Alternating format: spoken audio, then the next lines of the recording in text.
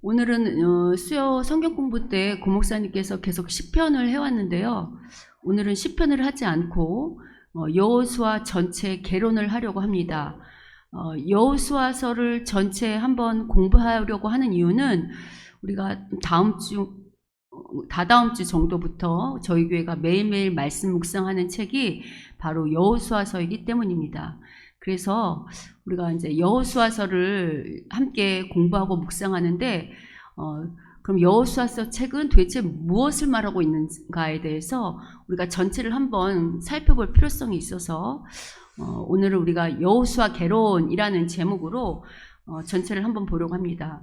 근데 특별히 우리가 좀 제한된 시간이 있으니까 뭐 한 장 한 장 내용을 다 연구하거나 살펴볼 수는 없고요.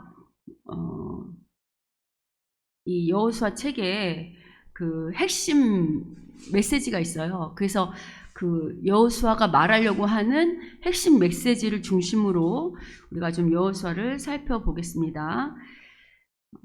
일단 우리 여호수아를 알기 전에 그 앞 얘기들을 좀 알 필요가 있어요. 특별히 구약은 이스라엘의 역사라고 할 때 여호수아가 어느 날 갑자기 하늘에서 이렇게 뚝 떨어진 책이 아니고 역사 가운데 같이 이렇게 일어나는 이야기고 또 역사 가운데 같이 이루어지는 책이니까 지금 일단 우리가 아브라함에 대해서 먼저 생각해 볼 필요성이 있습니다. 왜냐하면 이스라엘의 가장 이스라엘 시작된 믿음의 조상이 바로 아브라함이잖아요. 근데 하나님은 아브라함에게 세 가지를 약속하셨어요. 뭐를 약속하셨었냐면 민족, 땅, 또 복의 근원이 될 것을 말씀하셨었는데 우리가 아브라함, 그러니까 창세기와 출애굽기 사이에 약 430년의 시간이 흐른다고 했잖아요. 그래서 그 시간 동안 하나님께서 창세기에는 아브라함의 후손들이 아브라함, 이삭, 야곱 해가지고 약 70명의 이야기로 끝나지만 70명이 애굽으로 내려가서 정말 하나님이 말씀하셨던 별과 같은 민족이 되는 그 430년 동안의 시간이 되었고, 그래서 그 약속을 이루셨고, 그리고 아브라함이 복의 근원이 된다는 이야기는 아브라함 자체가 복의 근원이 되는 것이 아니라 아브라함이 섬기는 하나님이 아브라함을 축복함으로 말미암아 아브라함이 복의 근원이 된다는 이야기거든요.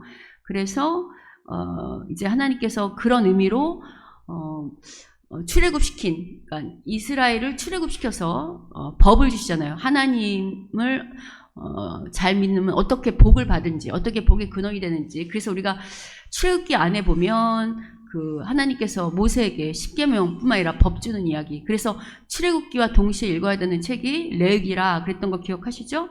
자, 그렇게 해서 모세를 통해서 하나님께서 이스라엘을 출애굽시켰고 그리고 또 이제 법도 주셨는데 하나님께서 아브라함을 불렀던 건 이 땅에 하나님만을 섬기는 모델이 되는 이스라엘이라는 나라를 세우기 위함이라고 그랬죠. 그러면 여러분 제가 이제 제 강의를 여러 번 들어보신 분은 알겠지만 나라라고 할 때 민족이 있고 법만 있어서 되는 건 아니고 그 민족과 민족이 살아갈 수 있는 땅이 있어야 돼요. 그래서 우리가 국가의 3요소 그럴 때 민족, 땅, 법 이렇게 말하잖아요. 그러니까 주권이고 법이죠. 그래서 이 땅이 있어야 되기 때문에 지금 모세 오경에서 그러니까 모세가 이스라엘 백성을 출애굽해가지고 데리고 나온 데까지는 잘했거든요. 그게 이제 이야기인데 모세가 요단 동편을 차지한 이야기가 민수기예요. 그러나 이제 서편 정말 땅을 차지하는 거는 모세가 못하죠. 그래서 우리가 아는 것처럼 신명기 마지막에 모세가 마지막 고별 설교를 누구에게 대상으로 하냐면 여러분이 잘 아시는 것처럼 출애굽한 광야 1세대는 가나안 땅에 들어가지 못해요. 왜냐면 그 민수기 13장에 나오는 정탐꾼 사건 때문에 그래요. 이 이야기가 뭔지가 궁금하신 분은 민수기 13장을 잘 읽어보시면 좋겠어요.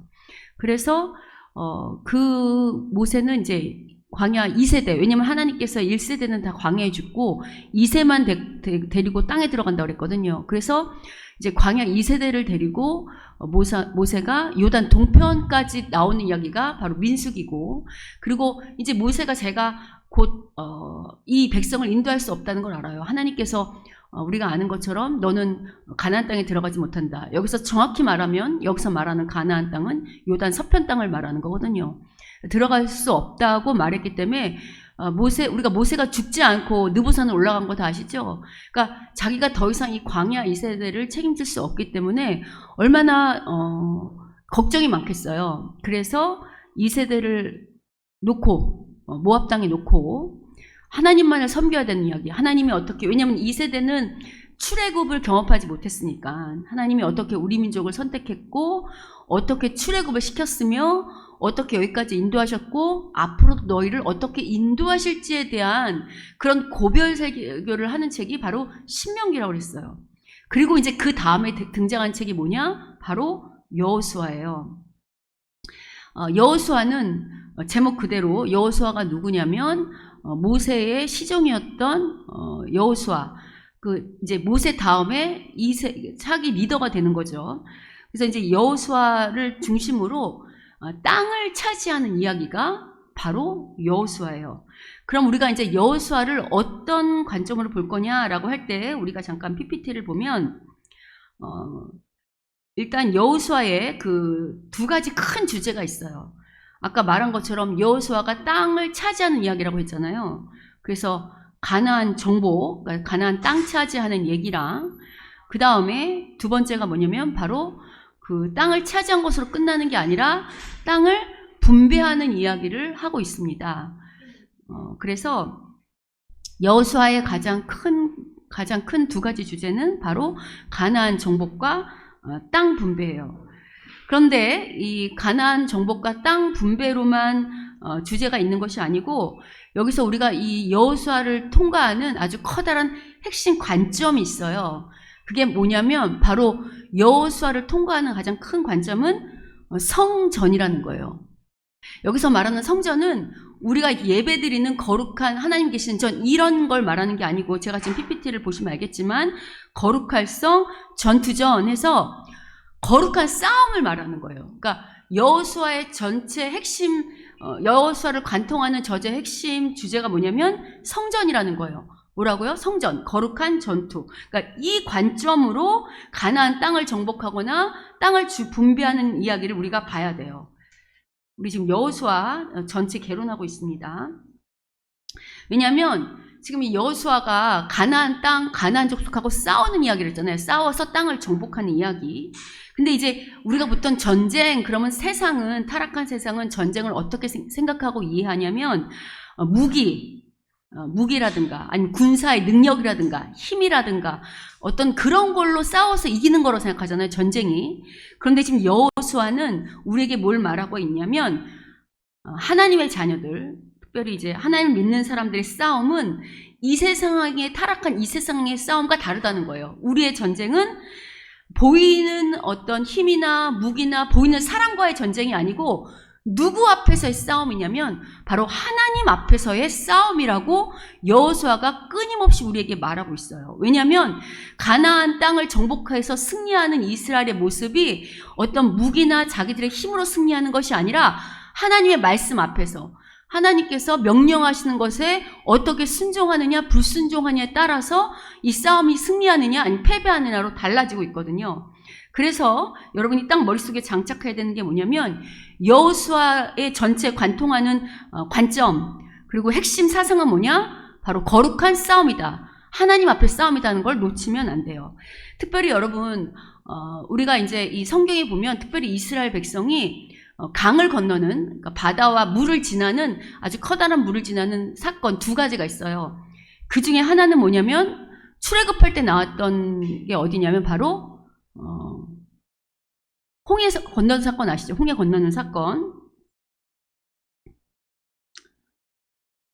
우리가 아무리 성경 공부라도 지금 하나님 앞에 예배 시간인데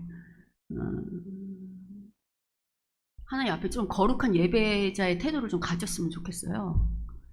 지금 자유한 시간은 아니니까. 지금 이게 하나님의 백성들의 지금 이게 지금 싸움이 제가 이제 놓쳤는데 이스라엘 백성이 나올 때 일단 애굽을 나올 때 큰 바다를 하나 건너죠. 홍해를 건너죠.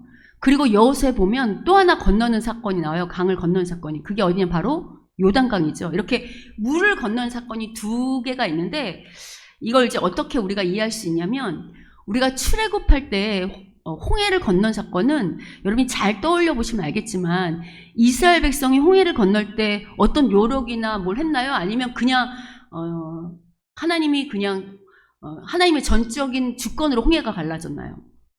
하나님의 전적인 주권으로 홍해가 갈랐어요. 이스라엘이 한 건 아무것도 없어요. 그래서 우리가 홍해는 뭐를 상징하냐면 구원의 사건을 상징해요. 이거는 제 얘기가 아니고 바울이 고린도 전서인가 후서가 제가 정확히 기억이 안 나는데, 거길 보면 세례받은 사건으로 그러니까 이야기를 하고 있어요. 바울이 홍해를 건넌 사건을 세례받는 사건, 즉 홍해를 건넌 사건은 구원의 사건을 의미하는데, 뭐를 상징하냐면 우리의 구원은 우리의 힘이나 능력으로 하는 게 아니라 전적인 누구의 주권이라는 거예요?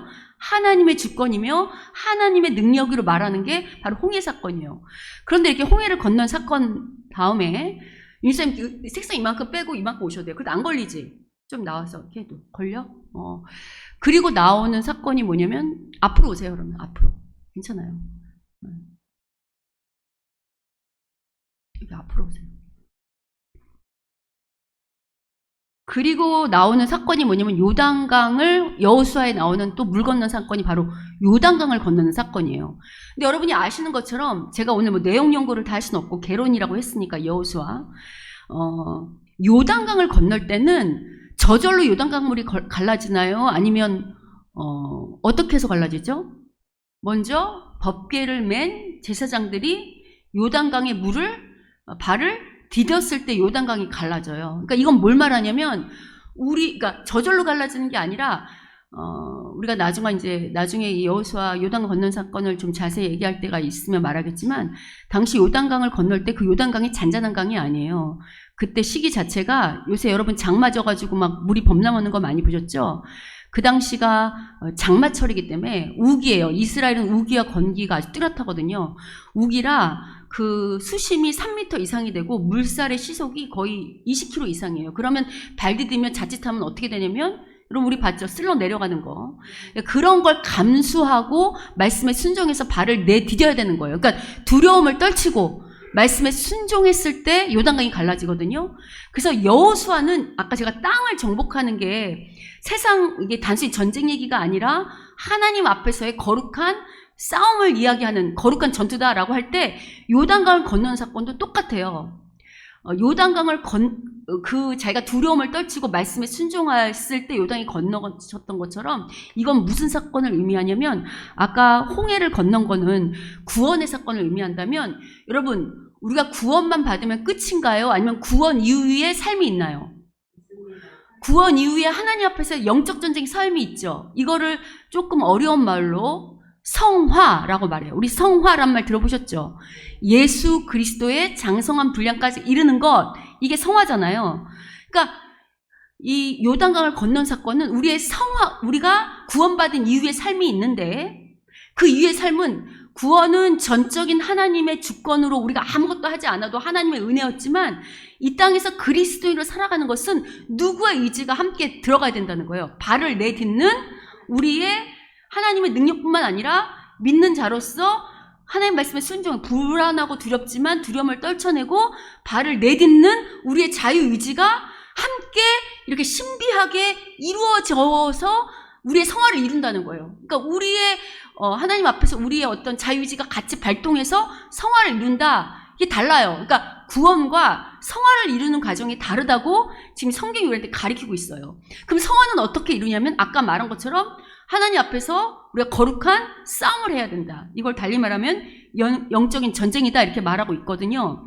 자, 그러니까 이걸 여러분이 머리에 두고 계속 여호수아 전체는 싸움의 이야기지만, 정복의 이야기지만, 이게 단순히 세상과 똑같은 싸움이 아니고 누구 앞에서 싸움? 하나님 앞에서의 거룩한 싸움이다. 왜냐하면 이게 왜 거룩한 싸움이 되냐면, 이스라엘이 전쟁할 때 어떤 전쟁을 치룰지를 이미 하나님 아시잖아요. 지금 애굽에서 나와서 가나안 전쟁 치룰 거 하나님 아시잖아요. 그렇기 때문에 모세가, 제가 좀 아까 신명기라는 책이 모세가 이제 전쟁을 앞둔 가나안에 들어가서 전쟁을 치러야 되는 광야 2세대를 대상으로 너희가 어떻게 하나님 앞에서 잘 살지를 말하면서 이렇게 당부하면서 고별 설계하는 책이라고 그랬잖아요. 그럴 때 모세가 신명기에서 앞으로 이스라엘이 전쟁을 치를 때 어떻게 전쟁을 치러야 될지를 말해줘요. 그러니까 이스라엘 전쟁 수칙은 세상 전쟁 수칙과 똑같을까요? 다를까요? 달라요. 그거를 이제 말해주는데 그게 20장, 신명기 20장 1절부터 4절에 등장해요. 우리 앞에 PPT 띄웠어요. 안 채우셔도 돼요. 근데 이걸 다 읽진 않고 핵심 구절만 저희가 읽으려고 그래요. 자, 우리 신명기 20장 1절부터 4절 같이 한번 읽어보도록 하겠습니다. 자, 읽겠습니다. 시작. 내가 나가서 말과 병거와 백성이 너보다 많음을 볼지라도 그들을 두려워하지 말라. 여러분, 이게 여기서 틀리죠. 원래는 전쟁은 무기 싸움이잖아. 군사의 싸움. 그러면 원래 이 땅에서 전쟁은 이 당시 고대근동을 할 때 이 고대근동의 무기는 말, 병거 이런 거잖아요. 그리고 백성, 군사수. 근데 이런 걸 많이 봐도 이스라엘 보고 뭐라고 말해요? 두려워하지 말래요. 왜냐하면 자, 그 다음 읽어볼게요. 읽겠습니다. 시작. 이스라엘아 들으라. 너희가 오늘 너희의 대적과 싸우려고 나왔으니 마음에 겁내지 말며 두려워하지 말고 떨지 말며 그들로 말미암아 놀라지 말라.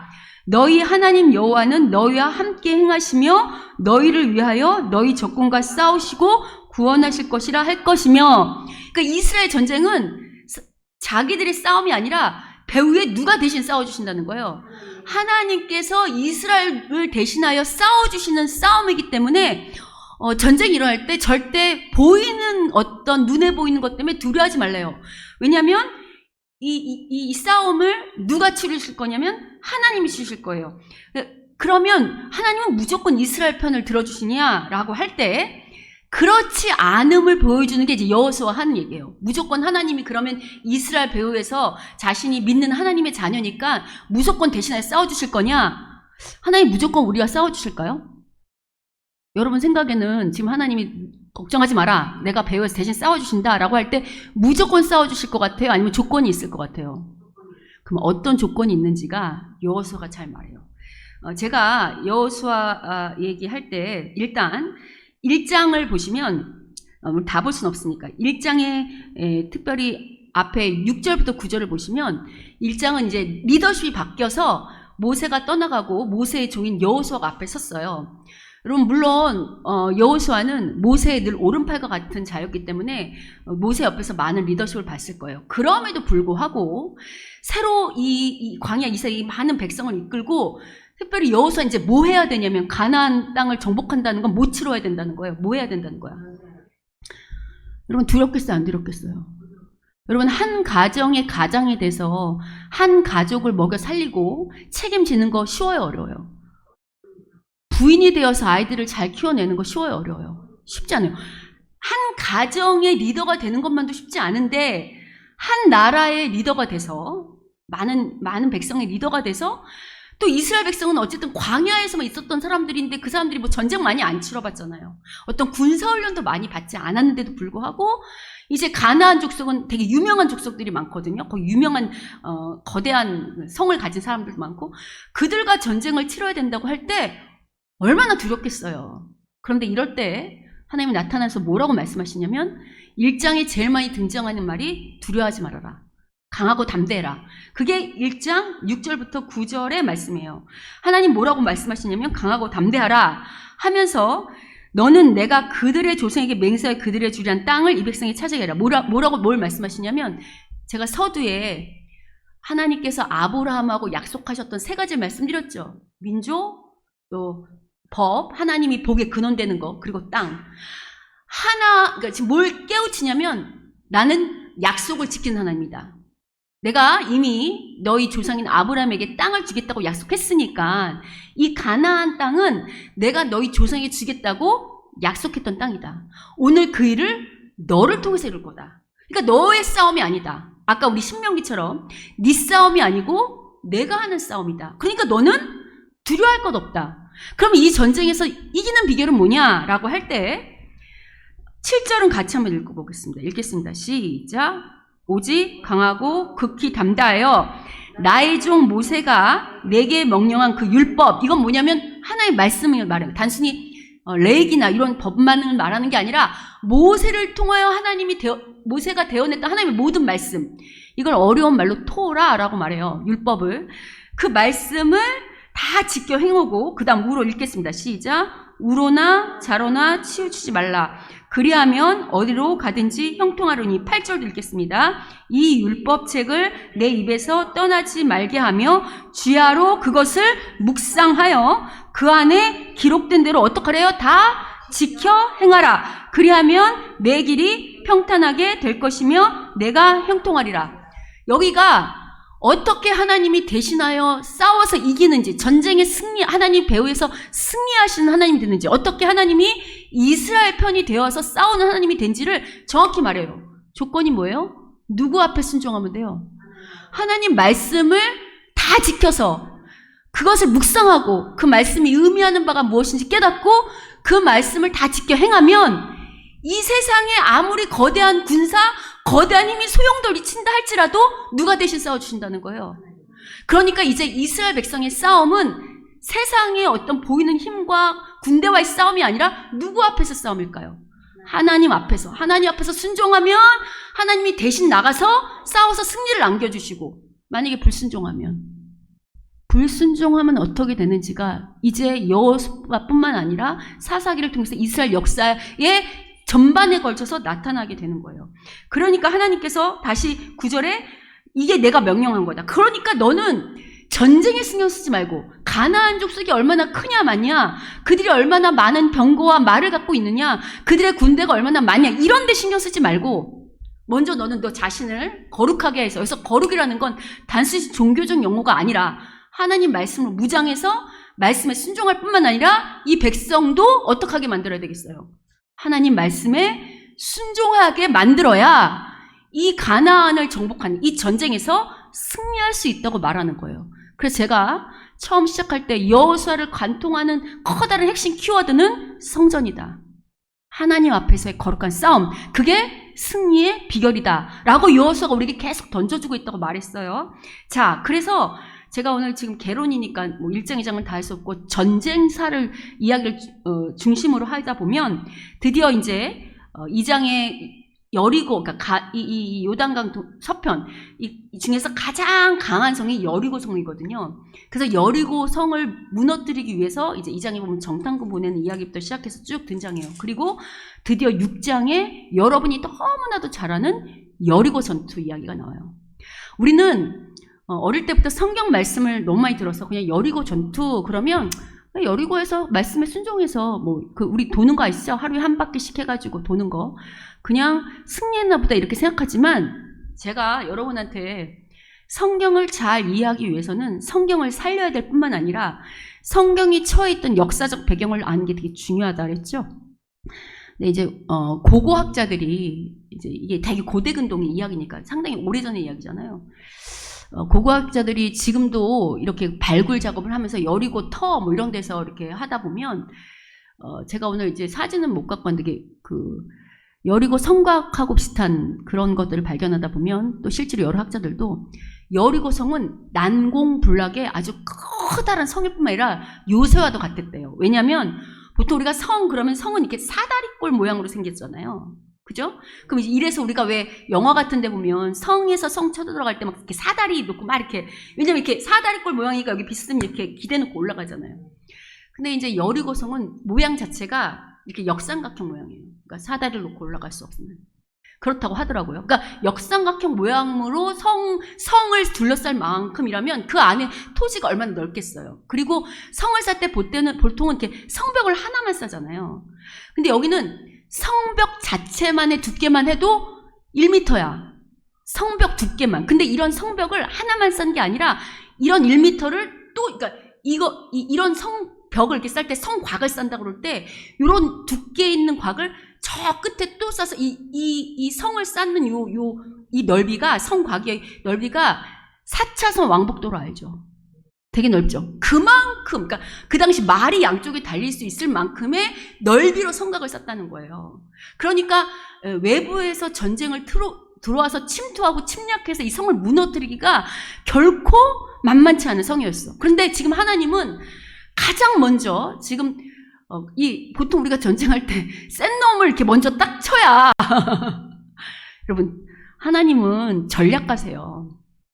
우리가 하나님을 되게 이렇게 약간 무지로 생각하는데 제가 여러분한테 계속 말씀드렸죠. 우리 안에는 일반 은총의 좋은 모든 것들 다 누구한테 왔다 그랬죠?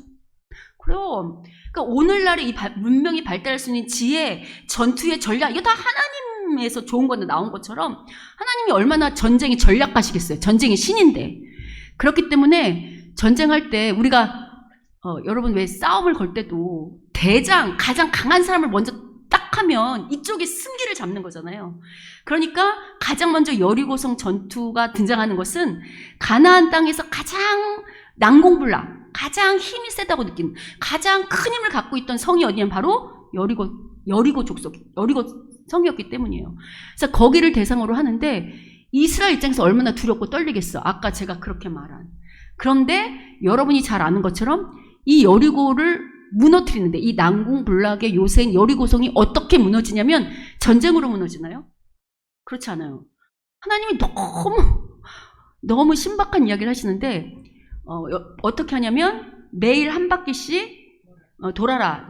7일을 도는데 6일까지는 아무 소리 하지 말고 입 꼭 다물고 매일 6일까지는 한 바퀴씩 돌고 7일째 되는 날에 소리 지르며 7바퀴 돌아라. 아시죠? 여러분 읽어보세요. 그렇게 나와요.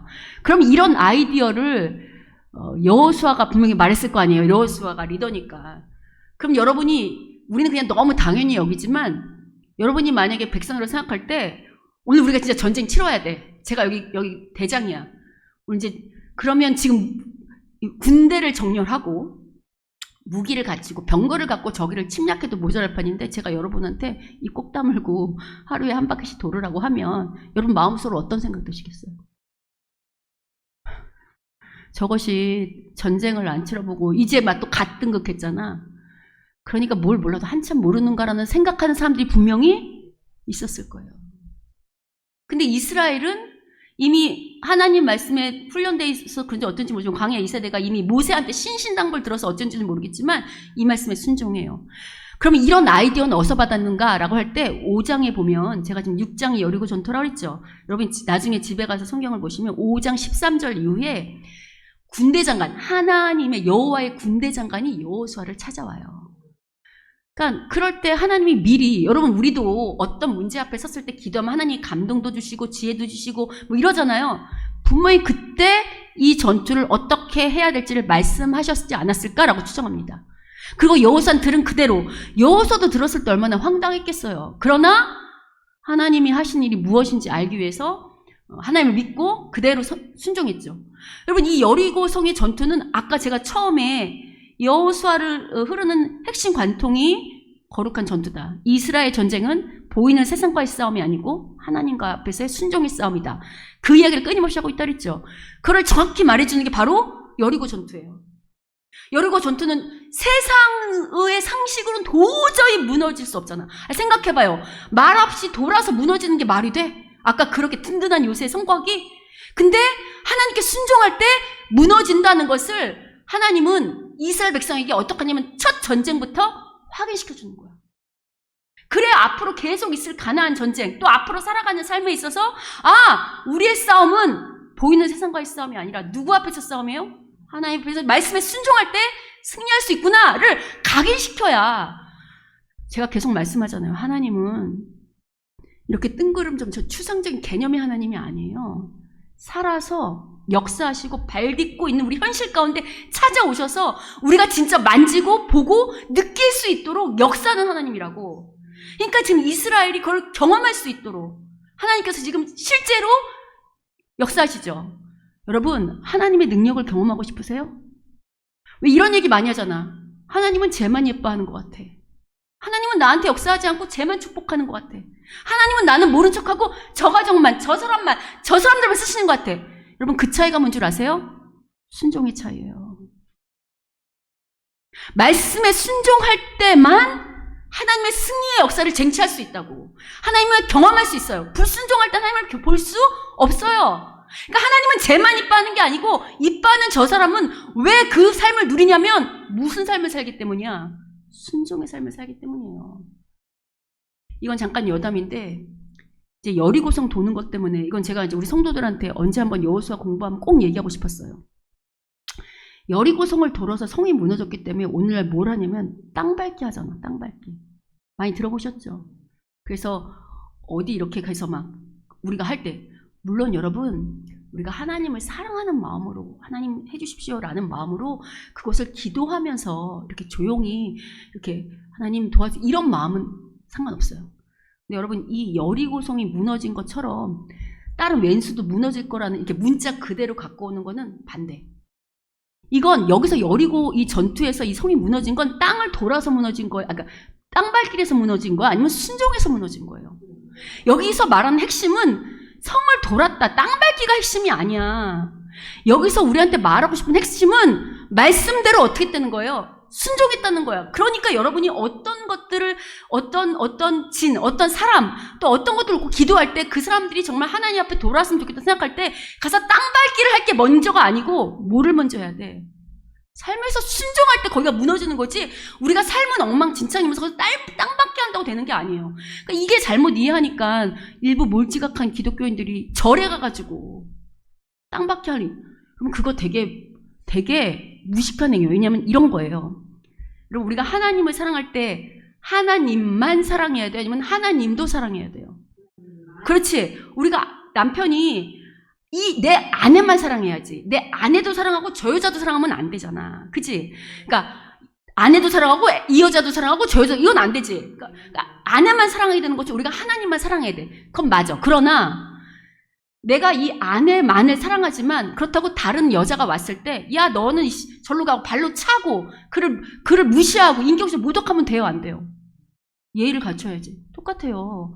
타락한 이 세상을 살 때도 우리가 하나님만을 섬기는 건 맞지만 그 밖에 세상 사람들한테 함부로 몰지각하게 대하면 안 돼. 그게 폭력이라고. 근데 그 절에 가서 우리의 신앙을 막 방언해가면서 그게 폭력이지. 그렇게 해서 절이 무너지는 게 아니에요. 오히려 더 안 믿겠지. 그러니까 이 부분은 제가 여담인데 여리고의 성의 핵심은 이걸로 많이 이 말씀을 근거로 땅밟기 하거든요. 땅밟기가 중요한 게 아니고 여기서 말하는 핵심 뭐라고? 순종이에요. 순종. 자, 그 다음에 이렇게 해서 승리하죠. 순종에 승리하는데 7장에 가면 제가 오늘 전투를 중심으로 이야기한다 그랬어요. 아이성 전투가 나와요. 여러분이 잘 아는 것처럼 아이성은 여리고성에 비해서 훨씬 작은 성이었어요. 근데 여러분 이 전투에서 승리합니까? 실패합니까? 실패해요. 그래서 많은 설교자들이 여기서 실패한 원인을 찾아요. 여러분들 이 실패한 원인 들어보셨죠? 그래서 어떤 분은 이들이 교만했다. 맞게 금방 승리했기 때문에 그 교만함으로 임했기 때문에 실패했다고 말하는 사람도 있고 또 어떤 목사님들은 아이성 가기 전에는 기도를 하지 않았다. 뭐 이렇게 하는 분도 있고 또 아직 제대로 준비되지 않게 막 너무 조급하게 나갔다. 이렇게 말하는 분들도 있는데 여러분 우리가 어떤 원인을 찾고 결과를 분석할 때는 항상 뭐를 근거로 해야 될까요? 그럼 말씀을 근거로 해야 돼요. 물론 말씀이 말하지 않는 것도 있어요. 그럴 때는 우리가 멈춰야 돼요. 근데 아이성 전투에서는 이 아이성 전투가 왜 실패했는지를 원인을 정확히 말해주는 말씀이 있어요. 아까 그런 이야기들이 아니에요. 무슨 교만이나 기도를 안 했다거나 조급함이 아니고 분명히 말씀하고 있는 게 있는데 그게 어디냐면 바로 여호수아 6장 18절이에요. 여호수아 6장 18절 앞에 PPT에 있습니다. 우리 같이 한번 읽어보도록 하겠습니다. 읽겠습니다. 시작. 바친 것 중에서 어떤 것이든지 취하여 너희가 이스라엘 진영으로 바치는 것이 되게 하여 고통을 당하게 하지 아니하도록 오지는 너희는 손대지 말라. 여기 보시면 원래는 여러분 이게 이제 전리품에 관한 얘기인데 보통 세상은 전쟁을 치르잖아요. 그럼 치르고 나면 특히 고대 근동에서 이렇게 두 나라가 혹은 두 부족이 전쟁을 치르고 나면 전리품이 나오잖아. 그럼 보통은 어떻게 하죠? 우리 영화에서 봤잖아. 전리품 갖고 오면. 왜냐면 이제 사기를 진작시키기 위해서 군사들을 나눠준다고. 봤잖아. 이렇게 전리품 모든 아주 국고로도 놓지만 왜냐면 이 싸움에 승리한 기쁨과 감격을 함께 나누기 위해서 전리품을 나눈다고. 근데 지금 하나님은 뭐라고 하냐면 너희가 지금 여리고성, 이 6장이 여리고성 전투 이야기거든요. 여리고성이 큰 성이니까 이 성이 무너졌을 때 얼마나 많은 전리품이 있겠어요. 금은 뭐 여러 가지가 있겠지. 그런데 그 중에 어떤 것도 취하래요? 취하지 말래요. 하나도 취하지 말래. 어떤 것도 취하지 말고 손대지 말래, 물건에. 그러니까 이것도, 아니, 여러분, 솔직히, 약탈, 우리 전쟁이 일어나면 무서운 게 약탈이 일어나는 거잖아. 그래서 꼭 이 장수가 전부 다 하지 않아도 슬쩍슬쩍 좋은 거 보면 이렇게 집어넣어요? 안 집어넣어요? 전쟁 같은 거. 그래, 막 돈 같은 거 놓으면 보석 같은 거 주머니에 넣잖아요. 보통 그렇게 해도 전쟁 중이란 말을 안 한다고. 그런데 절대로 하나도 진멸하되 그곳에서 나는 물건이나 어떤 것들을 취하래요? 취하지 말래요. 이게 말은 쉬운데 이런 명령이 떨어졌을 때 여러분이 군인이라고 생각해봐요. 여리고성에서, 군이 아니라 여리고 이스라엘 백성이라고. 무너졌어. 우리가 눈에 보여. 내가 여기서 앞에 보석이 보여. 그거를 유혹을 끊어내기가 쉬울까 어려울까요? 쉽지 않아요. 우리는 그동안 말씀을 너무 건성건성 읽으니까 넘어가지만 이런 말씀 자체가 순종하기 너무 어려운 말씀이라는 거예요. 그런데 아까 말했지. 전쟁의 승리의 비법은 순종이라고. 그런데 어떻게 했냐면 그렇게 이들 중에 그 욕심을, 유혹을 이기지 못하고 물건을 훔친 자가 있어요. 그게 바로 7장 1절이에요. 여호수아 7장 1절. 제가 마이크를 누구 하나 한 번 드릴 걸 잘못했어. 쉴 틈이 없네. 우리 윤지쌤이 좀 드려서 읽으라고 하니까. 7장 1절을 보면 이렇게 나와요. 자, 같이 읽어보겠습니다. 읽겠습니다. 시작. 이스라엘 자손들이 온전히 바친 물건으로 말미암아 범죄하였으니 이는 유다 지파 세라의 증손 삽디의 손자 갈미의 아들 아간이 온전히 바친 물건을 가졌습니다. 여호와께서 이스라엘에게 진노하시느니라. 네, 짧은가 보다. 그래서 여기 보면 아간이 지금 어떡하냐면 물건을 가지지 말랬는데 물건을 어떻게 했죠? 취했어. 그러니까 지금 하나님이 이스라엘 자손이 어떻게 하고 있어요? 보이진 않지. 그러니까 아간이 훔쳤을 때는 아간만 알잖아. 그러니까 사람들은 모르지. 왜냐면 죄는 은밀하게 들어있는 게 죄잖아요. 근데 누구는 알아. 사람들은 몰라도 누구는 알죠? 하나님은 아셔. 그러니까 하나님이 여기 진노하고 계셨어요. 그래서 이 여리고 전투가 실패한 다음에 아이성 전투가 실패한 다음에 이제 우리가 왜 실패했지? 여리고성도 무너졌는데 아이성은 왜 진 거야? 그리고 막 사람들이 요동하고 있을 거 아니야. 어떤 사람은 3천만 보냈잖아요. 그래서 어떤 사람은 더 군사를 많이 보내지 않아서 졌다 이렇게 말하는 사람도 있는데 3천만 보낸 게 다행이지. 3만 명 아니라 10만 명 보냈어도 어떡하냐면 다 죽을 뻔했어. 이게 은혜야. 근데 분명히 말해. 하나님께서 왜 졌는지를. 여기 이제 우리가 왜 졌는지 추론할 수 있는 구절들이 있죠. 근데 더 분명히 말씀하세요. 7장 11절부터 12절 읽어보겠습니다. 읽겠습니다. 시작. 이스라엘이 범죄하여 내가 그들에게 명령한 나의 언약을 어겼으며 또한 그들이 온전히 바친 물건을 가져가고 도둑질하며 속이고 그것을 그들의 물건들 가운데에 두었느니라. 그러므로 이스라엘 자손들이 그들의 원수 앞에 능히 맞서지 못하고 그 앞에서 돌아섰나니 이는 그들도 온전히 바친 것이 됨이라. 그 온전히 바친 물건을 너희 중에서 멸하지 아니하면 내가 다시는 너희와 함께 있지 아니하리라. 이게 지금 아이성 전투를 실패한 다음에 왜 실패했습니까? 라고 물을 때 하나님이 말씀하시는 거예요. 하나님 지금 뭐라고 그래요? 내가 명령한 내 언약을 어길 때 뭐라고 그랬어? 좀 아까 전투에 들어가면 절대로 하나도 취하지 말라. 전리품. 그거를 이제 헤렘 이렇게 말해요. 히브리어로 진멸해서 얻은 것들. 그런데 그거를 왜냐면 그 진멸했던 게 이게 하나님의 전쟁이니까 이게 온전히 누구 거가 돼야 돼. 하나님께 바쳐야 되는데 이게 지금 욕심나서 지가 먼저 챙겼잖아. 챙기지 말때 아간이 챙겼지. 이 죄로 말미암아 이게 같이 다 무너진 거라고요. 여기서 알 수 있는 거. 여러분, 제가 여러분한테 그리스도인의 구원은 개인적인 구원이라 했어요? 아니면 개인적인 동시에 공동체적이라 했어요? 여러분, 아간 한 사람의 범죄가 이스라엘 공동체 전투를 실패하도록 오염시키는 거 보이세요? 죄의 무서움은 하나님 앞에 내가 은밀히 져서 나만 벌받는데 무서움이 있는 게 아니고 그 죄를 지무 말미암아 우리 공동체까지도 그 죄의 영향력 아래 있다는 게 무서운 거야. 여러분, 가족 안에서도 한 사람이 범죄하면 그 범죄한 그 사람만 고통을 받나요? 아니면 그 범죄한 가족 모두가 함께 고통 속에 들어가나요?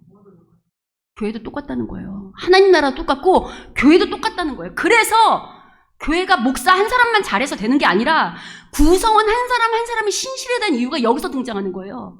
하나님은 한 사람의 죄를 그 사람에게 묻지 않고 그 죄의 영향력이 공동체에 퍼진다고 지금 말씀하시는 거라고. 그리고 중요한 게 있어. 지금 죄송한데 여러분, 이게 지금 우리 동영상을 찍고 있어서 여기를 왔다 갔다 하면 이게 막 다 들어가. 혜솔아 알고 있겠지? 들어가 조금만. 미안, 우리 애기가 오늘 오래 참기 힘들겠다. 선율이도 그렇고. 네, 여하튼 자 보세요. 그래서 이게 원래 하나님께 바쳐야 되는데 지가 가졌잖아. 그럼 하나님이 뭘 말하냐면 그걸 훔친 자가 하나님의 전리품이 되지 않으면 완전히 진멸하게 된다. 그러니까 경고의 말로 이걸 하나님이 이 당시만 해도 아직 나라가 세워지기 전이잖아요. 하나님이 왜 아간을 그래서 진멸시키잖아. 아간 족속들 다 하잖아. 너무 잔인한 거 아닐까 이럴 때 뭘 생각하시면 되냐면, 여러분 사도행전에 보시면 그 아나니와 삽비라 사건 아세요? 돈 이렇게 얼마 감췄다가 죽은 거 우리가 너무하다 이렇게 생각이 드는데, 그건 단순히 그게 아니라 하나님 구원 역사 과정 중에 이게 아직 그 사도행전도 아직 그러니까 신약의 교회가 완성되지 않은 거잖아요. 계시록까지 안 쓰여졌으니까. 그러면 그때 사도행전이 뭐냐면 막 예루살렘 교회가 세워지는 중이었어. 그럼 그럴 때 제일 중요한 게 뭐냐면 하나님의 거룩이라고, 하나님 말씀에 순종하고 신실한. 근데 본이 필요해. 만약에 그게 넘어가면, 오늘날은 우리가 아나니아 삽비라처럼 하나님한테 약속하거나 성령을 속이거나 죄를 졌다고 죽이시지 않잖아 바로.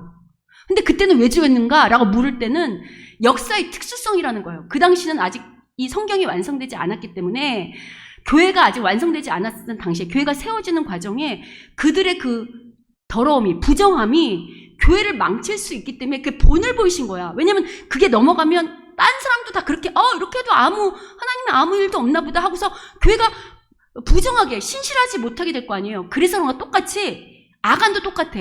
지금 여기는 전쟁을 치러 하나님 나라가 아직 세워지기 전이잖아. 땅을 정복해야 완성이잖아. 이런 과정 가운데 이런 아간의 범죄를 넘어가면 이게 또 딴 사람 나 그래도 됐나 보다 하고 넘어가기 때문에 이렇게 보이는 본을 보이기 위해서 아간도 징계하신 거야. 같은 맥락에 보시면 돼요. 아시겠죠? 그래서 이렇게 징계한 다음에 그 다음에 하나님 뭐라고 하냐면 이제 아이성 쳐야 될 거 아니야. 그리고 가나안도 전쟁 치러야 될 거 해야 되죠. 그럴 때 하나님이 다시 한번 이스라엘 백성한테 이제 아간 범죄를 다 얘기하고 뭐라고 다시 명령하시냐면 7장 13절에 이렇게 명령하십니다. 우리 7장 13절 읽어보겠습니다. 읽겠습니다. 시작. 너는 일어나서 백성을 거룩하게 하여 이르기를 너희는 내일을 위하여 스스로 거룩하게 하라. 이스라엘의 하나님 여호와의 말씀에 이스라엘아 너희 가운데에 온전히 바친 물건이 있나니 너희가 그 온전히 바친 물건을 너희 가운데에서 제하기까지는 내 원수들 앞에 능히 맞서지 못하리라. 뭐를 계속 강조하냐면 거룩. 하나님 앞에서 거룩. 그리고 그 원수가 아간이 오히려 이제 하나님의 전리품이 되는 거지. 진멸하기 전까지는 싸울 수 없다. 그래서 아시는 것처럼 아간을 다 처단하고 그리고 아이성 전투를 승리합니다. 그리고 나서 이제 8, 9장에 뭐 기브온 협약 이런 건 우리가 나중에 공부하고, 또 중요한 전쟁이 어디가 나오냐면 바로 10장과 11장에 이 가나안 정복 사건이 나와요. 근데 우리가 잠깐 사진을 보시면, 이 가나안 정복 사진을 보시면 참 하나님이 진짜 전략가라는 걸 어떻게 알 수 있냐면, 여러분 지금 이스라엘은 들어갔을 때 가나안은 여러 족속이 있어요. 여리고족, 또 아이에 살고 있는 아이 족속들, 그리고 무슨 헤브론족, 야무로족, 라기스족, 여러 부족 국가들이 되게 많았다고. 그러면 이게 하나의 나라가 아니고 여러 부족 국가니까 이 부족 국가 하나하나랑 전쟁을 치르려면 얼마나 힘이 들겠어요. 그죠? 근데 하나님이 본을 여리고와 아이로 이 전쟁이 하나님 말씀에 순종하여 승리하는 거라는 걸 딱 본을 보인 다음에 어떻게 전쟁을 치르게 하시냐면, 지금 여기 지도를 보시면 이게 이스라엘이 길잖아요. 근데 반으로 딱 잘라가지고 남방 사람들, 먼저 남방의 국가들을 다 이렇게 그 기본 그 협약 맺은 걸 통해서 기본 그 족속이 무서우니까, 여리고성이 넘어갔다는 걸 무섭고 아이성도 넘어갔다는 걸 무서우니까 먼저 여호수아한테 가서 손을 내밀거든. 우리랑 화친하자. 이래가지고 그 손을 잡아요. 원래 화친하면 안 되는데 잡아. 근데 이걸 빌미로 남방에 있는 여기 뭐 보이시죠? 베톨은 게셀, 막게다, 림나, 뭐 베델, 이런 예루살렘 이런 사람들, 이런 왕들이 기브온을 치면 이스라엘이 따라올 거다. 그래서 우리가 함께, 왜냐면 여리고성 워낙 큰 성도 무너뜨린 이스라엘이니까 무서운 거야. 그러니까 우리가 1대1로 싸우지 말고 우리가 연합군을 형성해서 이스라엘하고 싸우자. 그런데 그 싸움에 당기는 방아쇠를 누구로 잡냐면 기브온으로 잡아요. 그래서 모여. 그런데 이게 오히려 뭘 잘 되냐면 남방의 주요 부족 국가들이 다 모이는 바람에 여기서 한 방에 승리를 해.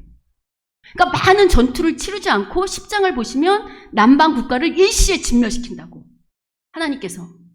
그러니까 이게 전략이지. 그리고 나서 11장에 보면 북방은 메론 물가. 이제 북방도 들었잖아, 소식이. 그러니까 무섭지. 그러니까 북방의 부족 국가들이 연합해서 위에 보면 저기 다 모여서 메롬 전투라고 있어요. 메롬 시내 보이시죠? 메롬 시내. 거기로 다 모여. 그래서 메롬 전투에서 한 번에 승리를 내. 그러니까 잘라서 남방도 한 번에, 북방도 한 번에 해서 아예 한 번에 이 가나안 땅을 정복하는 사건으로 끝낸다고요. 그러니까 하나님께서 참 이스라엘 백성의 그 형편과 처지를 아시고 그들이 말씀에 순종했을 때, 아까 여리고성도 그렇고 아이성도 어쨌든 다시 순종한 거잖아요. 순종했을 때 어떻게 이 가나안 땅을 한 번에 주시는지가 이 전쟁사를 통해서 이야기하고 있어요. 그래서 제가 아까 계속 말씀드리지만 이스라엘의 싸움은 보이는 전쟁, 보이는 군사, 보이는 세상의 힘과의 싸움이 아니고 하나님 앞에 싸움이라고 말하는 거예요. 자, 그럼 이제 여기까지가 싸움의 이야기고, 그 다음부터는 이제 12장 이후에는 이제 정복한 왕이 누군지 이야기를 하고 13장부터 이제 땅 분배. 아까 제가 여호수아의 커다란 주제가 하나는 가나안 정복, 하나는 땅 분배라고 할 때 13장 이후부터 이제 땅을 12지파한테 나눠준 이야기가 나오거든요. 그러니까 전쟁 이야기는 11장으로 끝나요. 그럼 이제 전쟁이 끝났잖아요. 그럼 이제 여기서 우리가 이런 질문을 할 수가 있어요. 하나님께서 가나안 땅에 들어가기 전에 뭐라고 말씀하시냐면, 너희는 가나안 땅에 들어가면 큰 어른들, 장성한 군인만 죽이는 게 아니라 유아와 가축까지도 진멸하라고 해요. 그러니까 싹 다 진멸하라고 그래, 싹 다. 그럼 우리가 이런 이야기를 들을 때 이런 생각할 수 있잖아. 이게 오늘로 치면 전쟁, 외부에서 전쟁이 들어와서 싹 다 진멸하는 거잖아. 그럼 어떤 면에서 하나님 너무 잔인하신 거 아니야? 애기들이 무슨 죄가 있다고, 가축이 무슨 죄가 있다고 진멸하라고 하시는가? 라고 생각할 수 있겠죠. 그런데 하나님께서, 일단 제가 이제 왜 그런지 설명하기 전에 벌써 하나님 너무 하시는 거 아니야 라고 우리가 생각할 때는 우리 마음속에 뭐가 있냐면, 누구보다 누가 더 선하다는 거예요. 그렇지. 선악의 구분의 기점이 누구한테 있다는 거야. 그거부터 우리가 믿음의 출발점이 틀린 거야. 실은 우리가 성경이 계속 말하는 게 뭐냐면, 오직 하나님만이 의시고 하나님만이 선이시고 하나님만이 자비시고 하나님만이 은혜시고 하나님만이 진리라고 말하잖아요.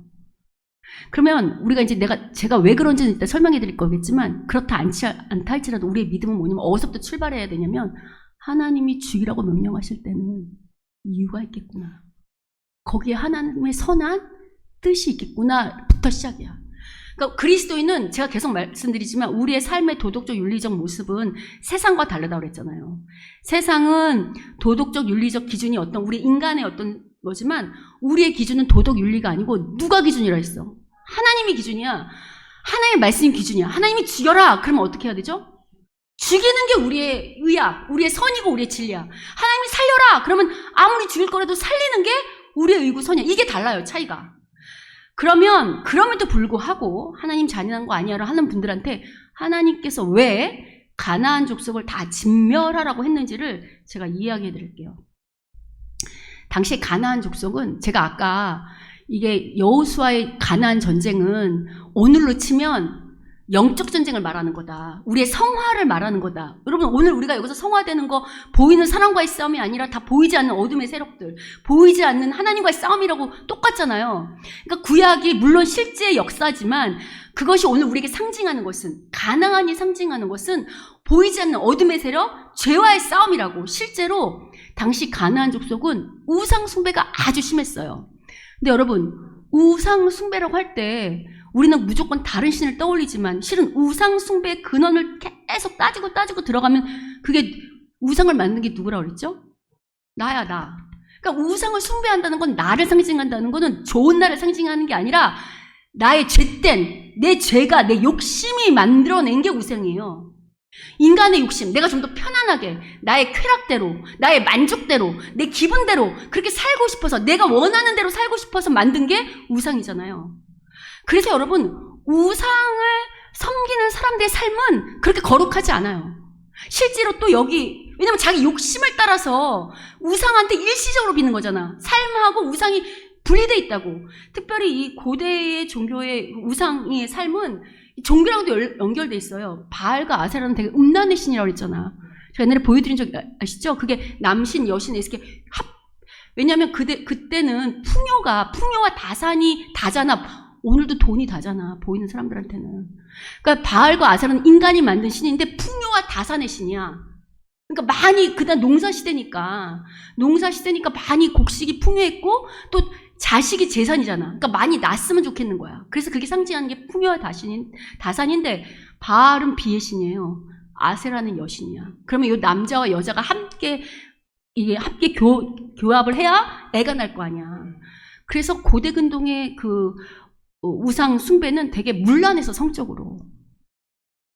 그래서 실제로 여러분, 하나님께서 레위기에 이제 가나안에 들어가면 다 진멸하라고 하시면서 왜 진멸해야 되는지를 우리가 납득할 만한 이유들을 말씀하시는데, 당시 가나안이 어떤 땅이었는지, 가나안 문화가 어땠는지를 말씀해 주세요. 그게 바로 레위기 18장이 쭉 등장하는데 우리가 다 찾아볼 수는 없고 중요 구절만 볼게요. 레위기 18장 3절부터 5절을 먼저 한번 읽어보도록 하겠습니다. 자, 읽겠습니다. 시작. 너희는 너희가 거주하던 애굽 땅의 풍속을 따르지 말며 내가 너희를 인도할 가나안 땅의 풍속과 규례도 행하지 말고 너희는 내 법도를 따르며 내 규례를 지켜 그대로 행하라. 나는 너희의 하나님 여호와이니라. 너희는 내 규례와 법도를 지키라. 사람이 이를 행하면 그로 말미암아 살리라. 나는 여호와이니라. 지금 뭐라고 말씀하시냐면 이제 가나안 땅에 들어갈 광야 2세대 보고 너희가 나왔던 그 애굽도 타락한 죄를 상징한다 그랬죠. 우리 이전에. 거기도 따라가지 말고 이제 너희가 인도할 가나안의 풍속도 절대 따르면 안 된대요. 오직 하나님 말씀만 지키는데 재밌는 게 있어. 너희는 내 규례와 법도를 지키라 하면서 이스라엘이, 하나님의 백성이 이렇게 말하지 않고 뭐라고 말해요? 너희는 내 규례와 법도를 지켜라. 이를 행하면 그러면 살리라 하면서 누가 산대? 사람이 산다고 말해요. 하나님의 백성이 이스라엘 이렇게 산다고 하지 않고 그냥 사람이 산다고 말해. 여기서 중요한 게 있어요. 여러분, 원래 사람은 누가 만드셨죠? 하나님 만드셨어요. 사람은 어떨 때만 살 수 있냐면 하나님의 창조 질서를 따라 하나님의 말씀대로 살 때만 사람답게 잘 살 수 있어요. 하나님을 섬기고 하나님 말씀대로 살 때만. 근데 그렇지 못해서 타락한 게 죄잖아. 그죠? 그래서 우리가 이렇게 죄에 지금 시달리는 거잖아요. 하나님이 이스라엘 불렀다는 건, 구원이 됐다는 건, 이스라엘 부른 목적이 단순히 하나님의 백성에도 구원이 됐다는 게 아니고, 제가 거듭 말하지만 하나님의 백성이 되었다는 건 처음 하나님이 창조했을 때 사람이 어떻게 살아야 되는지를 보여내는 본이 되려고 이스라엘을 불렀다 그랬잖아. 그게 바로 거룩한 백성이 되고 그게 구별된 백성이 된다는 게 이게 처음 창조했을 때 모습에서 타락해서 넘어진 세상 사람들 말고 처음 창조했을 때 모습을 회복하여 살아가는 사람들이 되라. 이게 사람이 원래 살아가는 본 모습이다를 보이는 게 이스라엘 사명이라고 했잖아요. 근데 그걸 실패했기 때문에 그 이스라엘 대신해서 오신 게 누구예요? 예수님이잖아. 그래서 예수님이 100% 하나님, 100% 사람을 왔을 때 제가 여러 번 말했잖아. 예수님이 이 땅에 보이신 것은 하나님이 누구신지만 보이신 게 아니라 원래 창조했을 때 사람이 어떻게 살아야 되는가를 보이신 거라잖아요. 원래 사람은 하나님을 섬기고 하나님의 말씀대로 이 세상과 이웃을 그대로 사랑하고 섬기며 살아갈 때만 잘 살 수 있기 때문에 여기서 사람 자체를 말하는 거야. 그러니까 이게 단지 믿는 자들만이 아니라 우리를 구원한 목적이 우리뿐만 아니라 이 땅의 모든 사람들 때문이잖아. 그들이 영향을 끼치라고. 그들을 구원하기 위함이고. 그러니까 이게 되게 중요한 포인트야. 똑같아. 구약이나 신약이냐. 사람이 하나님을 섬길 때만 살 수 있다는 거예요. 그런데 가나안은 어떻게 했는가? 바로 18장 6절에 나와요. 자, 18장 6절 읽어보겠습니다. 읽겠습니다. 시작. 각 사람은 자기의 살부치를 가까이 하여 그의 하체를 범하지 말라. 나는 여호와이니라. 여기서 살부치라는 건 뭐냐면 가족, 친인척을 말해요. 그러니까 친인척하고 하체를 범하지 말라는 건 친인척과의 성적으로 타락하지 말라는 거죠. 근데 이렇게 명령한다는 건 가나안이 어떻게 하고 있다는 거야, 지금. 하고 있다는 거야. 이 수준이 아니에요. 그 다음 읽어볼게요. 18장 7절부터 9절 읽어보겠습니다. 시작. 내 어머니의 하체는 곧 내 아버지의 하체이니 너는 범하지 말라. 그는 내 어머니인즉 너는 그의 하체를 범하지 말지니라. 너는 내 아버지의 아내의 하체를 범하지 말라. 이는 내 아버지의 하체니라. 너는 내 자매 곧 내 아버지의 딸이나 내 어머니의 딸이나 집에서나 다른 곳에서 출생하였음을 막론하고 그들의 하체를 범하지 말지니라. 여기 보면 아버지, 어머니, 아버지 아내, 또 자매, 또 아버지의 딸, 막 이런 것들을 다 성적으로 타락한 거 보이세요? 제가 다 안 찾지만 그 9절, 레위기 18장 9절 이하에를 보시면 외손녀, 손녀, 며느리, 또 형부, 처제, 뭐 동서지, 정말 생각만 해도 끔찍한 모든 관계들이, 그러니까 가나안이 그만큼 성적으로 문란했음을 말하고 있고, 레위기 18장 20절 보세요. 그 다음 읽어보겠습니다. 읽겠습니다. 시작. 너는 내 이웃의 아내와 동침하여 설정함으로 그 여자와 함께 자기를 더럽히지 말지니라. 뿐만 아니라 불륜도 극성을 이루고 있었다고 지금 말하는 거예요. 여러분, 이게 단지 가나안만 그렇지 않고요. 제가 아까 우상 숭배와 결론은 자기 욕심을 따르는 사람들이 우상 숭배한다 했잖아요. 욕심이라는 게 자기의 만족, 쾌락 그렇잖아요. 죄송하지만 타락한 세상은 돈을 좋아하면 이것도 음란으로 다 연결돼 있어요. 여러분 잘 보시면 재벌가들이 그들의 삶이 정결하지 않잖아. 우리 많이 뉴스 듣죠? 제가 엊그저께도 어떤 뉴스를 들었는데 돈이 많으면 그러니까 꼭 다 그렇진 않지만 좀 급이 떨어진 연예인들 이런 사람들하고 돈 주고 얼마든지 하는 이야기들이 비일비재하다고 나오더라고. 그러니까 그만큼 이게 하나가 무너지면 다 같이 무너지는 거야. 내가 돈을 추구한다. 난 돈만 추구하게 돼 있지 않아요. 돈을 추구한 사람은 권력도 추구하게 돼 있고 삶의 윤리적 도덕이 하나가 타락하면 같이 타락한다고 지금 말하고 있어요. 그러니까 이건 단적으로 보여주는 거지. 이것뿐만이 아니에요. 이렇게 무너지는 이 가나안의 삶은 성적으로만 문란했던 게 아니라 어떤 상태냐면 18장 21절 그 다음 읽어보겠습니다. 읽겠습니다. 시작. 너는 결단코 자녀를 몰렉에게 주어 불러 통과하게 하므로 내 하나님의 이름을 욕되게 하지 말라. 나는 여호와이니라. 자녀를 몰렉에게 줬다는 건 지금 자녀를 우상에게 인신세사 드렸다는 거잖아. 그러니까 자녀까지도 바쳐서 자기 욕심을 채울 만큼 이렇게 타락했다는 거야. 단순히 성적으로 타락했다는 게 성만 타락했다는 게 아니라 그들의 욕심이 우상 숭배가 그들의 삶의 전반적인 도덕적 윤리적으로 다 타락했다는 거예요. 이해가 되시죠? 뿐만 아니에요. 어디만큼 나간 인신제사 아니 아이까지도 바치는데 눈이 돌아갔을 정도면 어떻겠어요. 뿐만 아니고 그 다음 보세요. 22절 23절 레위기 18절 읽어보겠습니다. 시작. 너는 여자와 동침함 같이 남자와 동침하지 말라. 이는 가정한 일이니라. 너는 짐승과 교합하여 자기를 더럽히지 말며 여자는 짐승 앞에 서서 그것과 교접하지 말라. 이는 문란한 일이니라. 동성애뿐만 아니라 하다못해 짐승하고도 성적으로 타락하는. 그러니까 가나안이 이렇게 타락했기 때문에 이제 하나님은 이 가나안을 진멸하지 않으면 여러분 거룩이 영향력이 좋을까요? 죄가 영향력이 좋을까요? 어떤 게 더 빨리 퍼질까요? 죄는 우리 아이들 키워보셨죠? 아이들 어릴 때 욕은 가르치지 않아도 어디서 들고 오는지 모르겠지만 금방 따라해. 그런데 좋은 건 아무리 노력하고 훈련해서 정말 뼈를 깎는 훈련을 해야 가르칠 수 있어. 그러니까 이런 상태인데 우리 이스라엘 전적 있잖아. 광야에서도 음란하게 바알신에 넘어갔다서 있었던 민수기에 들어온 사건이 있거든요. 그런데 이런 이스라엘이 넘어가면 이스라엘이 가나안에게 영적으로 영향을 끼칠까요? 아니면 잡아먹힐까요? 오히려 세상에 잡아먹히겠지. 그러니까 하나님이 이스라엘을 알기 때문에 깨끗하게, 왜냐면 이스라엘 백성이 거룩하고 구별돼서 이들만 잘 사는 게 아니라 사명이 있잖아. 이들의 거룩함이 온 세상에 드러나서 저렇게 사는 게 사람답게 사는구나. 저렇게 사는 게 사람의 도리구나. 사람은 저렇게 살도록 하나님이 만드셨구나를 보여내는 게 그들의 사명인데 시작도 하기 전에 가나안에 오히려 잡아먹히면 그들이 그 사명을 어떻게 감당하겠어요. 그래서 이스라엘을 깨끗하게 완전히 정화시키고 깨끗이 진멸하고 그리고 들어가는 거예요. 그래서 우리 교회도 맨날 기도하잖아. 우리 교회가 신실한 교회 되게 해달라고. 거룩한 교회 되게 해달라고. 교회가 물이 더러워지지 않게 해달라고. 그럼 더 이상 누가 계시지 않냐? 왜 그 기도를 하냐면 우리가 더러워지잖아요? 그럼 우리가 예배 아무리 드려도 여기 누가 함께 하지 않을까? 하나님은 거룩하신 곳에 임재하세요. 그래서 우리가 그걸 주장하는 거라고. 삶으로 거룩함을 우리가 드려야 된다고.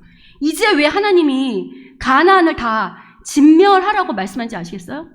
그래서 이렇게 말씀하시는 거야. 18장 24절 25절 보세요. 자, 읽어보겠습니다. 읽겠습니다. 시작. 너희는 이 모든 일로 스스로 더럽히지 말라.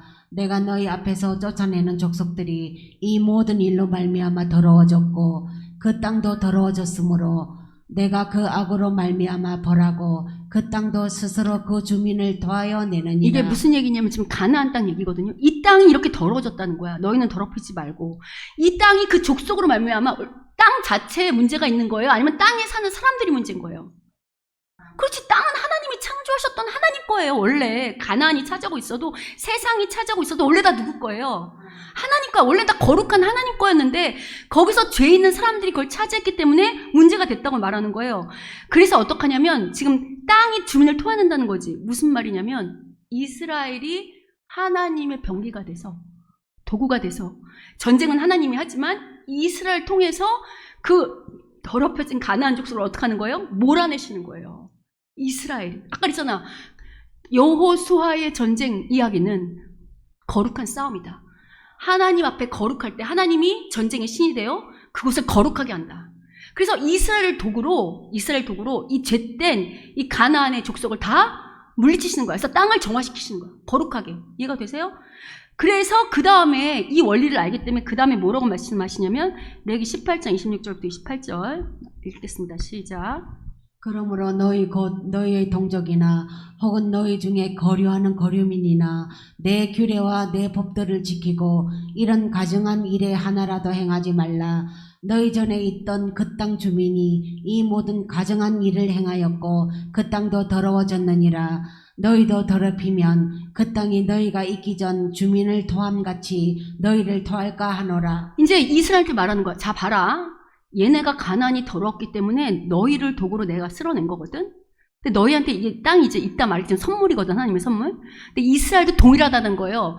이스라엘도 선택받은 하나님 백성이지만 만약에 이스라엘이 하나님 앞에 거룩하지 않으면 이스라엘도 이 땅이 이스라엘을 어떻게 한다는 거야? 토해내는 쫓겨나간다는 거야. 이번엔 누구를? 하나님이 이방을 들어서 이방인들 다른 나라를 들어서 거룩하게 살지 못하는 이스라엘을 쫓아낸다는 거예요. 근데 여러분 저는 이런 말씀이 그냥 그 당시 문자적이고 영적인 싸움이라고 생각했거든요. 근데 제가 이제 들은 이야기들을 들으면 실제로 학교나 이런 데서 이제 불륜 사건이 은밀히 일어나잖아. 근데 그가 믿는 자잖아. 그리고 하나님이 사랑하는 자잖아요. 그럼 그 학교에서 그가 일부러 뭐 이렇게 무슨 이런 사건이 터져서 쫓겨난 건 아닌데 이렇게 이게 터져서는 아닌데 하나님이 거기 못 있게 내쫓는 사건들 저 상담하면서 많이 봤어요.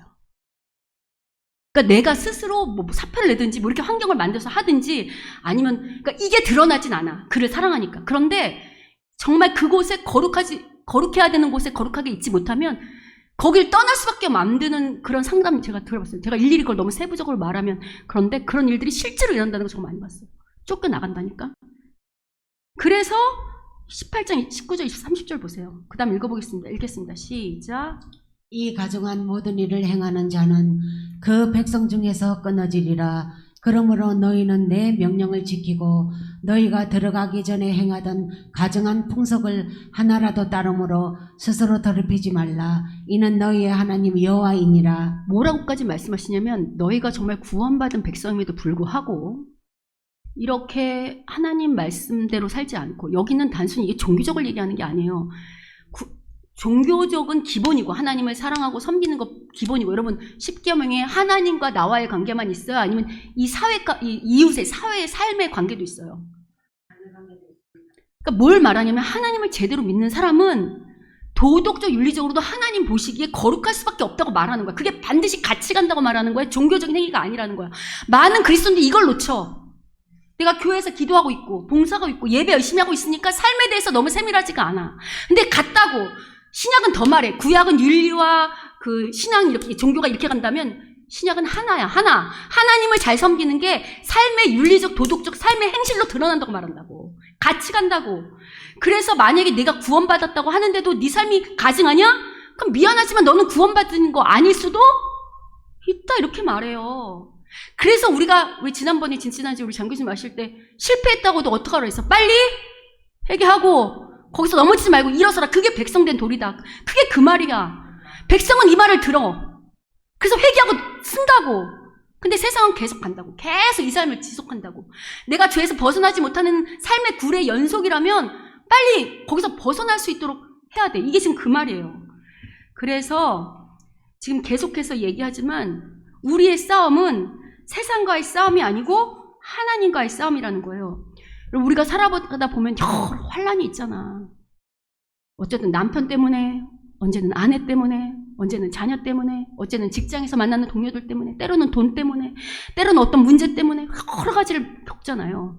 그럼 세상 사람은 어떻게 해결하죠? 세상 사람은 어떻게 해결해요? 당장 내 눈에 닥친 그 사람, 그거를 피하거나, 그죠? 그 사람과의 관계를 끊거나, 뭐 그걸 어떻게 내 힘으로 해결하려 애쓰잖아. 그것을 피하거나, 뭐 이렇게. 근데 오늘 이 여호수아는 뭘 말하냐면, 너한테 그런 문제들이 있니? 너한테 지금 어떤 어려운 문제들이 있니? 너 자녀가 속색이고, 남편이 속색이고, 아내가 속색이고, 동료가 속색이고, 어떤 물질의 문제가, 사업의 문제가, 여러 가지 환경의 문제가 너를 속썩이니? 라고 할 때, 하나님 앞에 서보라는 거예요. 우리의 전쟁은 그 보이는 사람이나 환경이나 돈의 싸움이 아니라 누구 앞에서 싸움이라는 거예요. 내가 지금 하나님 앞에 순종하며 말씀대로 살고 있는지 아닌지, 하나님이 나를 정결케 하고 있는 이 싸움을 하고 있는 중인지 아닌지, 그 과정인지 아닌지 그걸 보라는 거야. 물론 하나님 욥처럼 때로는 우리가 정결하고 신실해도 환란을 줄 수 있지만, 그러지 않은 대부분 날은 우리 안에 얼마나 죄된 모습이 많겠어. 우리가 손가락질하는 바로 그 사람보다, 우리 얘기 많이 하잖아. 세 손가락은 나를 향해 있다고. 여러분, 어떤 사람이 자기를 괴롭혀요? 그럼 그 사람 앞에서 누구 모습을 봐야 되냐면 자기 모습을 봐야 돼. 제가 다윗하고 사울 지난번 얘기할 때 해드린 적 있어요. 다윗이 사울에 쫓겨다녔지만 실은 겉사람 사울을 통해서 속에 있는 사울을 끄집어내는 훈련이었다. 우리가 남편과 아내가 서로 손가락질할 때 그 사람 모습 속에서 누굴 모습을 봐야 될까요? 하나님이 우리를 정결케 하는 도구로, 마치 이스라엘을 그 가나안을 정결케 하는 도구로 쓰시는 것처럼 정결케 하는 도구로 우리가 서로가 서로를 쓰임받고 있다는 걸 생각한다면 보이는 환경이나 사람과의 싸움이 아니야. 누구 앞에서 싸움일까요? 하나님 앞에서. 우리는 왜 그러냐면 우리가 꽤 괜찮다고 생각하거든. 다 자기 방어가 해서 어떤 문제의 원인을 상대방에게 넘기지 나한테 돌리지 않아. 나는 꽤 괜찮다고 생각하거든. 나름대로. 근데 여러분 돌아봐야 돼요. 여러분 하나님이 수준이 높을까요? 우리가 수준이 높을까요? 하나님은 우리가 어디까지 오길 바라냐면, 성화가 뭐라고 그랬어? 예수 그리스도의 장성한 분량까지, 우리를 신의 수준까지 오기를 바라신다고. 그러니까 얼마나 집요하겠어. 타락한 죄를 더덕더덕 붙이고 있는 우리가, 하나님은 우리가 당신의 자녀, 신적 처음 하나님이 창조했을 때가 하나님의 모양과 형상을 닮은 거라 했잖아요. 그게 거의 신적 수준이잖아. 거기까지 참여하기를 바라시는데 그 과정이 어떻게 쉽겠어. 죽을 때까지 우리의 불순물을 다 재해낸다 할지라도 다 재해내지 못할 거야. 아마 하나님 앞에 섰을 때 온전해질 거라고. 그러니 우리의 삶이 이런 영적 전쟁이 끊임없이 일어나는 건 당연한 거예요. 그래야 우리가 정문같이 나오지. 그래서 여러분, 이렇게 문제와 사건을 다른 시선으로 바라보는 거, 세상 사람들과 다른 시선으로 바라보는 게 바로 그리스도인의 참된 자세예요. 어떠세요, 여러분? 여러분은 어떤 문제와 사건을 있을 때 하나님 앞에서 나와의 싸움으로 바라보셨어요? 아니면 그 보이는 사람, 보이는 환경과의 싸움으로 바라보고 선택하고 결정하셨어요? 본인들이 아실 거예요. 하나님 앞에 이 말씀 잘하고 돌아보는 우리가 됐으면 좋겠습니다. 그리고 드디어 14장부터, 아까 13장 이후 14장부터 이제 13장 이후 이제 이야기하고 본격적으로 땅을 분배하는 사건이 등장해요. 그게 이제 14장부터 19장. 그래서 이제 여러분이 읽으면 좀 어려워. 뭐 누구 지파에, 뭐 누구는 무슨 기업에, 뭐 기업을 받고 어디를 받고 막 이러거든요. 근데 이게 읽기는 어렵지만 어떤 의미를 가지냐면, 이게 그 사람들이 있으면 세세하게 다 나오거든. 요 땅은 누가 갖고, 요 땅은 어느 지파에 어느 자손이 누가 갖고. 이건 역사적인 사실이라는 거예요. 마치 우리나라 족보가 역사적인 사실을 증명하듯 이 당시 있던 그 사람들의 이름을 다 나열해 주면서 이 사람들은 욕을 갖고 이렇게 그 땅 분배하는 이야기가 14장 19장에 등장해요. 그런데 여기서 재밌는 게 있어요. 땅을 분배할 때 이 분배하는 이야기가 어떻게 시작되냐면, 이건 제가 안 찾았는데 여러분한테 숙제로 드릴 거예요. 한번 집에 가서 찾아보세요. 본격적인 땅 분배가 14장부터 등장해서 땅 분배가 19장에 끝나는데, 누구로 시작해서 누구로 끝나냐면 갈렙으로 시작해서 여호수아로 끝나요. 여러분, 갈렙, 여호수아, 갈렙. 그럼 떠오르는 사람 없어요? 떠오르는 사건. 민수기 13장. 아까 제가 처음 얘기할 때 출애굽한 광야 1세대는 가나안 땅에 들어갔다고 했나요? 못 갔나요? 못 들어갔어요. 그 사건이 바로 들어가지 못한 이유가 뭐냐면 민수기 13장에 가나안 정탐꾼 사건이에요. 아시죠? 12명 보냈다가 10명은 거기 이만한 거인 같고 우린 메뚜기 같아서 죽는다. 그래서 하나님이 다 죽어라. 오직 누구와 누구만 가냐면 갈렙과 여호수아만 간다 그랬잖아요. 그거 뭐냐면 하나님이, 그것도 역시 하나님과의 싸움인데, 나는 메뚜기 하나님은 안 하겠다는 거야. 그들은 자기 정체성을 뭘로 인식했냐면 메뚜기로 인식했어요. 하나님의 자녀인데. 그러니까 여러분, 우리가 나를 어떻게 인식하냐도 되게 중요해. 그러니까 우리가 나를 너무 자책하거나 나를 너무 이렇게 하는 것도 누구의 계략이냐면 사단이 주는 계략이야. 그래서 열등감을 시달리면 안 돼. 우리가 자존감은 하나님 앞에서 갖는 거야. 우린 메뚜기가 아니야. 하나님의 거룩한 자녀라고요. 이걸 딱 마음에 장착하고 이 씨름을 하는 거야. 이 씨름. 그렇지. 하나님이 나와 싸워주시. 오늘 내가 비록 실패하고 넘어졌다 할지라도 내가 다시 일어나서 거룩의 싸움을 하겠노라고. 그럼 하나님이 내가 믿는, 내가 싸우는 게 아니라 내가 하나님 앞에 그런 싸움을 하면 하나님이 나를 그렇게 하실 거라고 믿고 싸우는 싸움이라고. 그래서 실제로 민수기 14장 30절을 읽어볼게요. 자, 민수기 14장 30절 읽겠습니다. 시작. 여분의 아들 갈렙과 눈의 아들 여호수아 외에는 내가 맹세하여 너희에게 살게 하리라 한 땅에 결단코 들어가지 못하리라. 누구하고 누구만 들어간대요? 갈렙과 여호수아. 근데 실제로 하나님은 큰 약속도 하시지만 이렇게 세밀하게 한 약속도 바로 앞에 책에서 앞 책에서 한 약속도 바로 이루시는 하나님이라고 우리한테 지금 말해주는 거야. 이게 왜 중요한가? 여러분, 성경은 대부분 하나님의 말씀이죠. 근데 이 대부분 하나님 말씀의 대부분은 하나님의 약속이야. 내가 이렇게 하면 내가 앞으로 이런 약속을 너와 했고 이 약속을 체결했고 네가 이 약속대로 하면 내가 이렇게 할 거다. 네가 이렇게 하면 내가 이렇게 해줄 거다. 다 약속의 말씀들이야. 그러면 뭘 얘기하냐면 성경은, 하나님은 태초부터 지금까지 이 성경이 계속 우리한테 말하는 게, 당신이 한 말을 하나도 땅에 떨어뜨리지 않고, 사람은 약속을 다 못 지켜요. 지키고 싶어도 자기의 환경, 능력이 안 돼. 마음은 있지만 능력이 안 될 때도 있고 환경이 안 될 때도 있고, 그래서 우리는 어겨. 근데 하나님은 하나님이시라 당신이 한 약속은 절대 어기지 않고 꼭 지키신다는 거예요. 그래서 여기서 우리가 팁을 얻을 수 있어. 하나님하고 대면할 땐 약속 갖고 나가는 거야. 하나님, 그래서 우리가 말씀 붙잡고 기도를 하라는 거야. 하나님, 이렇게 말씀하지 않았습니까? 이 약속하지 않으셨습니까? 그러려면 이렇게 가서 이렇게 하나님이 약속 갖고 하지 않았습니까? 하고 이렇게 들이대려면 나도 어떻게 해야 돼? 약속한 대로 행했어야지. 애들하고 약속할 때 애들 시험지 들고 오잖아요. 똑같아. 약속한 대로 행했어야 하나님 말씀에 이렇게 말씀하지 않았습니까? 그러니 우리를 긍휼히 여겨주십시오. 그러니 우리를 축복해 주십시오라고 할 수 있다는 거예요.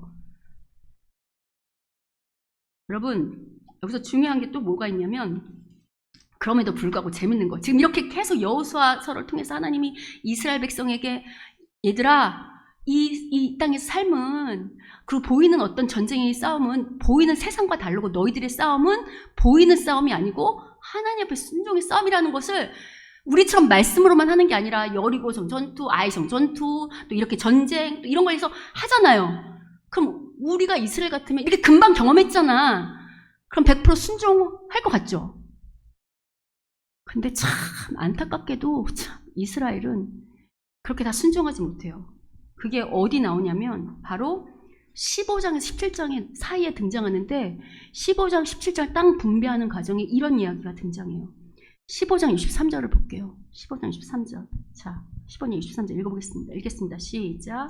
예루살렘 주민 여부수 족속을 유다 자손이 쫓아내지 못하였으므로 여부수 족속이 오늘까지 유다 자손과 함께 예루살렘에 거주하니라. 여부수 족속은 가나안 족속을 말해요. 하나님이 가나안 들어가기 전에 이스라엘에게 명령한 게 뭐였죠? 가나안을 진멸하라. 정복순이 아니라 진멸하라. 근데 지금 유다 족속은 자기한테 맡은 땅이 있는데 거기서 여부수 족속을 어떻게 해요? 진멸했어요? 진멸하지 못했어요? 못하고 어떻게 하죠? 같이 함께 사는 거 보이세요? 함께 사는 거 보이세요? 여러분, 가나안이 상징하는 게 죄라고 그랬잖아요. 타락한 세상의 원리를 따르는 거, 죄.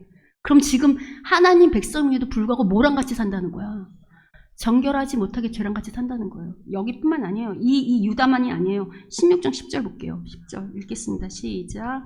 그들이 게셀에 거주하는 가나안 족속을 쫓아내지 아니하였으므로 가나안 족속이 오늘까지 에브라임 가운데에 거주하며 노역하는 종이 되니라. 에브라임도 하나님의 족속인데 에브라임도 자기들이 맡은 걸 다 쫓아내지 못하고 어떻게 해요? 함께 살아.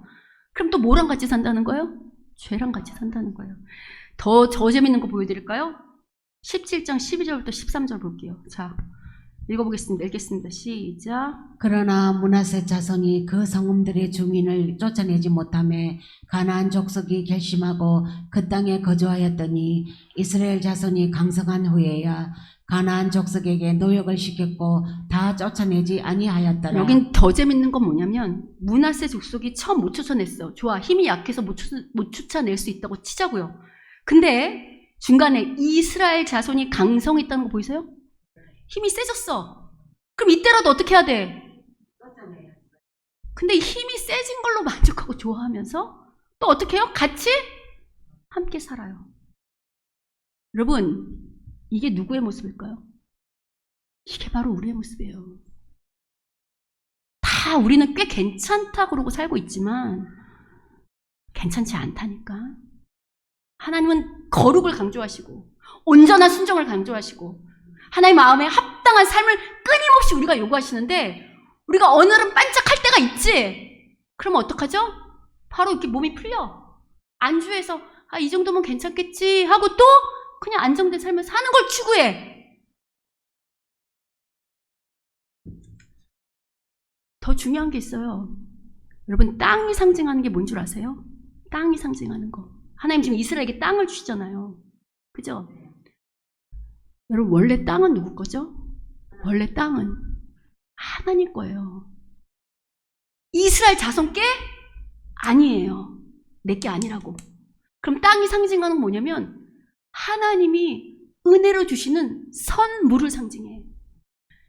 하나님이 이스라엘 백성 구원한 것만 해도 그들을 살려서 생명을 준 것만 해도 감사한데 생명만 주시는 게 아니라 그들이 누리고 잘 살라고 마치 아담에게 하나님의 형상과 모양대로 만들어줄 뿐만 아니라 에덴을 잘 하나님을 대신해서 잘 다스리라고 주셨던 것처럼 선물로 주셨던 것처럼 이스라엘 백성에게도 하나님이 창조한 땅을 이거 이스라엘이 산 거 아니잖아. 요새 땅 사기 얼마나 힘들어. 땅 살면 평생 모아도 못 사잖아요. 자기들 거 아니잖아. 이 전쟁 자기들 힘으로 안 치렀잖아. 그냥 하나님 밀어서 하나님 앞에 훈련하기 위해서 전쟁을 했던 목적이 뭐냐면 훈련이었잖아. 훈련. 얘들아, 이 땅에서 잘 살려면 보이는 싸움하는 거 아니고 누구랑 싸워야 된다고? 하나님 앞에서 순종의 싸움해야 된다. 그거 가르쳐주려고 전쟁 치르게 한 거라고. 그리고 땅을 어떻게 했죠? 선물로 주셨어. 그럼 이스라엘은 이제 이 땅을 정복한다면 어떻게 살아야 되냐면 이 땅이 원래 누구 거예요? 하나님 건 걸 다 기억하면서 오늘 내가 누리는 건 내 거 아니다. 하나님 거다.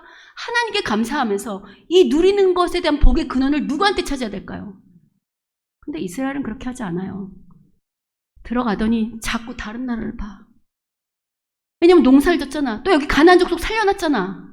그러니까 얘네들이 아까 그랬잖아요. 가나안 족속은 우상 숭배하는 사람들이라고. 농사 지을 때 중요한 게 뭐겠어요? 여러분, 농사 지을 때 중요한 게 뭐예요? 농사 지을 때 중요한 거. 기후잖아, 기후.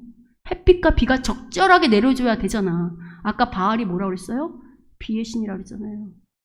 그러니까 이스라엘은 어느 틈엔가 이 가나안 족속이 그 바알을 섬기며 마치 풍요와 다산을 얻는 것을 보고 우리의 풍요와 다산도 누구에게 있다고 착각하는 거예요? 바알과 아셀에게 있다고 생각하는 거예요. 그래서 하나님만 섬기는 게 아니라 내 욕심을 채우기 위해서 하나님도 섬기고 세상을 따라가서 우상도 섬기는 나라가 돼요. 실제로 이 가나안 족속, 이 죄를 남겨둔 건 어떤 문제가 일으키냐면 이게 나중에 블레셋이 되고 계속해서 이들을 사사기에 가면 끊임없이 괴롭히는. 그래서 이 사사기 얘기는 그거잖아. 이들이 하나님 앞에 온전하지 못했을 때 하나님이 이방 족속을 도구로 삼아서, 마치 가나안 족속을 이스라엘의 도구로 삼아서 쫓아냈던 것처럼 이방을 도구로 삼아서 이스라엘 때리면 이스라엘이 그때 깨닫고 잘못했습니다, 하나님. 그죠? 그래서 구원해 주시면 또 타락하고, 구원해 주시면 또 타락하고, 그게 사사기 이야기예요. 사사기 뿐인가요? 이스라엘은 계속해서 하나님만을 앞에서 싸우는 게 아니라 아까 그 죄, 여자 함께 사는 죄가 있어서 그걸 계속 추구해. 그게 사무엘 상하, 열왕기 상하의 이야기고, 결국은 여러분, 하나님은 오래 참으시지만 은혜를 모르는 백성에게는 반드시 심판의 매를 드세요. 그리고 믿는 자에게는 그 심판의 매가 죽어라고 드리는 매가 아니라 그것도 또 다른 은혜의 매지. 왜냐하면 그 심판을 통해서 어떡하라고? 돌아오라고, 회개하라고. 그래서 바벨론과 아수르를 통해서 이스라엘을 완전히 멸망시키잖아요. 여러분, 아까 여기 약속했던 거 보이세요? 너희들이 하나님 앞에 거룩하지 않으면 마치 땅이 가나안을 토해낸 것처럼 너희들도 어떡한다 그랬어? 토해낼 거라고 그랬잖아. 여러분, 이스라엘 열왕기 상하에 보면 이스라엘의 그 삶의 윤리가 얼마나 타락했는 줄 아세요? 저울추를 속이고, 고관들은 백성들의 피를 빨고, 인신매매가 성행하고, 고리대금이 성행하고, 엉망진창이라고. 그래서 아까 말했잖아. 하나님 믿는 백성은 반드시 종교적인 예배, 이건 기본이고, 예배, 기도, 말씀 보는 건 기본이지. 이건 기본적인 밥 먹는 거지. 뿐만 이걸 기초로 하여 삶의 윤리를 잘 장착하지 않으면 미안하지만 그건 하나님 백성 아닐 수 있다니까. 오늘은 많은 교회가 있지만 이 세상이 빛으로 발휘하지 않는 거, 오히려 교회가 욕먹는 거 왜 그럴까요? 교회만 왔다 갔다 하니까 그렇지. 그게 다라고 생각하니까 그렇죠. 우리가 믿는 하나님 그런 하나님 아니에요. 우리가 죽을 때까지 우리 안에 있는 불순물을 계속 뽑아서 정금같이 만드실 하나님이라고. 왜? 우리 안에 여전히 죄가 살고 있잖아. 다 못 쫓아냈잖아요. 이걸 인정해야지. 내 안에 더러움이 있잖아. 우리가 얼마나 악하고 추한지는 우리가 뭘 생각하는지 보면 알잖아요. 우리가 가까운 사람들한테 어떻게 말하고 행동하는지를 보면 우리가 얼마나 추한지 우리 민낯이 보이잖아. 사람들 앞엔 가릴 수 있어도 극한 상황이 나오면 어떤 모습이 드러나는지 내가 제일 잘 알잖아요. 그게 내 모습이라고. 그거를 하나님은 바꾸고 싶으신 거예요. 하나님의 신적 수준에 참여하게, 하나님의 형상과 모양에 맞게. 그래서 내가 사는 곳이 나로 말미암아, 그 영향력으로 말미암아 나의 자녀가, 내 남편이, 내 아내가, 내 이웃이 그 거룩함을 덧입을 수 있는 그런 우리가 될 수 있도록 하나님 이 싸움 끊임없이 하실 거라고. 그래서 오늘 우리의 싸움은 여호수아의 싸움이 똑같아요. 이건 보이는 싸움이라고 했다면 우린 영적 싸움, 보이지 않는 싸움을 하고 있지. 그럼 이렇게 질문할 수 있어요. 목사님, 땅이 선물이라고 하셨잖아요. 그 축복이 하나님이 그 백성에게 잘 살라고 한 선물이라고 했잖아요. 이스라엘 걸 놓쳤지. 마치 자기 거라고 생각하고 욕심 부린 거잖아요. 그럼 오늘 우리에게 왜 땅을 안 주시나요? 라고 질문할 수 있겠죠. 제가 이거는 지난번에 우리 신약할 때 땅은 예수님 안에서 어떻게 성취되었는가 라고 할 때 설명 한번 했어요. 그래도 잊어버렸으니까 또 얘기하면 오늘날 땅은 바로 성령이에요. 선물이라 했잖아. 우리에게 주신 게 뭐죠? 성령을 선물로 주셨잖아. 보이는 성령. 성령 안에서 우리가 뭐든지 할 수 있잖아. 눈에 보이는 땅이 아니라 우리에게 성령을 선물로 주셨어. 그러면 하나님이 선물로 줄 때 우리가 생각하는 축복은 성령이 우리의 선물이라고 할 때 우리와 기대와 다를 수 있다는 거예요. 세상은 축복, 그럼 뭐만 떠올리냐면 물질만 떠올려. 물질적인 거. 돈 많은 거, 성공하는 거, 명예 얻는 거, 건강한 거, 이런 것만 생각한다고. 근데 성령이 우리의 선물이라고 할 때 성령이 단순히 우리에게 선물로 주신 게 너 돈 많이 벌어라, 너 성공해라, 너 명예로워라, 명예 많이 가져라, 권력 가져라, 이렇게 주셨을까요? 그거 자체가 나쁜 건 아니지만 성령을 선물로 줬을 때 그 선물이 이루려는 목표는 뭘까요? 우리의 거룩함, 성화잖아. 그러면 이게 우리에게 진짜 복은 뭐가 돼야 되냐면 관계예요, 관계. 하나님과 나의 관계가 성령으로 말미암아 예전보다 훨씬 더 성령을 인해서 더 친밀해지고 성령의 인도함을 따라서 더 거룩해지고 더 깊어지고. 그리고 여러분, 성령을 제대로 받은 사람은 내 아내와 남편과의 관계를 어떻게 할까요? 회복시키고 세워가겠지. 사단은 깨는 거라고 했어. 분열. 성령은 회복하고 세우는 거야. 우리가 성령의 선물을 받았던, 그래서 우리가 믿는 자는 피스메이커, 평화의 메이커, 그렇게 말하는 게 뭐냐면 그가 있음으로 말미암아 화평이 되고 세워지고 그런 사람이 되는 게 복이라는 거예요. 그런 안목을 갖추고 성령이 주시는 지혜로 말미암아 어떤 문제가 있을 때 지혜롭게 하나님의 말씀으로 선택할 수 있는 지혜가 깊어지고 높아지는 거. 하나님 더 깊이 아는 거. 사람을 바라볼 때 전에는 내 생각대로 했다면 하나님의 관점으로 더 관계를 깊어가고 세워가고 회복하는 사람이 되는 거. 그게 바로 그래서 우리가 교회에서 그런 훈련 받는 거잖아요. 그런 복을 받는 게 성령의 복이에요. 물론 하나님이 이런 일이 필요할 때 돈이 필요하면 돈도 주실 것이고 건강이 필요하면 건강도 주실 것이고 필요한 만큼 권력이 필요하면 그것도 힘도 주시겠지. 이렇게 따라오는 수단이에요. 어떠세요, 여러분? 하나님 믿고 성령을 받음으로 이런 복들을 지금 누리고 계세요? 만약 이 복을 누리지 못하면 똑같은 거야. 땅이 너희를 토해내리라. 불순종함의 결과인 거예요. 그래서 여러분, 여호수아가 죽기 전에 좀 어려운 말로 여기 이제 세계문약이라는 걸 맺거든요. 백성들한테 8장과 24장에 2번이나 백성들 불러 모아서 여호수아가 신신당부하는 게 있어. 얘들아, 나는 이제 내가 살아보고 경험해보니 하나님밖에 없더라. 너네 어떡할래? 하나님 믿을래? 아니면 하나님하고 아니면 세상 믿고 살래? 라고 2번이라 물어요. 2번이나 8장 24장에서 그걸 세계문약이라고 그래. 나는 하나님만 믿을 거야. 나는 하나님만 온전히 섬길 거야. 그게 이 세상을 살아가는 승리의 비결이야! 라고 말하는 거라고. 그럴 때 이스라엘이 뭐라고 답했을까요? 하나님만 믿겠다고 했어요. 그럼 우리도 다 여기 교회 나와서는 하나님 사랑한다고 하고 저랑 뭐 이렇게 뭐 할 때도 다 여러분 다 하나님밖에 없다고 하시잖아요. 근데 여러분 그런 이스라엘이 어떻겠다고요? 죄와 함께 삶으로 결론은 하나님과 멀어지고 점점 멀어지다가 땅에서 쫓겨났다고. 하나님의 선물을 받지 못하는 자리로 나아갔다고. 이 말씀이 상징하는 게 뭔지 가슴에 깊이 새겨야 돼요. 여러분, 하나님은 사랑의 하나님이시지만 동시에 공의의 하나님이세요.